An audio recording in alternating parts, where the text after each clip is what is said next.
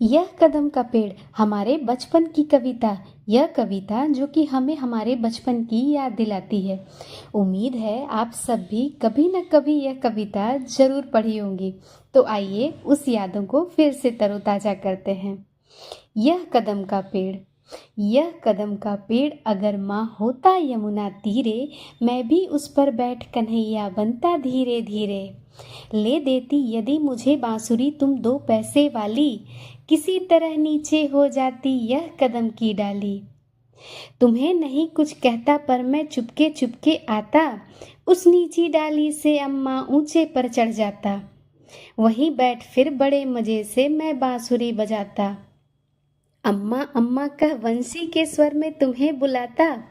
सुन मेरी बंसी को माँ तुम इतनी खुश हो जाती, मुझे देखने का काम छोड़कर तुम बाहर तक आती। तुमको आता देख बांसुरी रख मैं चुप हो जाता, पत्तों में छिपकर धीरे से फिर बांसुरी बजाता। गुस्सा होकर मुझे डांटती कहती नीचे आजा, पर जब मैं न उतरता हंसकर कहती मुन्ना राजा। नीचे उतरो मेरे भैया तुम्हें मिठाई दूंगी, नए खिलौने माखन मिश्री दूध मलाई दूंगी।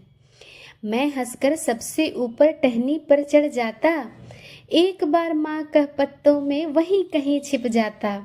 बहुत बुलाने पर भी माँ जब नहीं उतर कर आता, माँ तब माँ का हृदय तुम्हारा बहुत विकल हो जाता।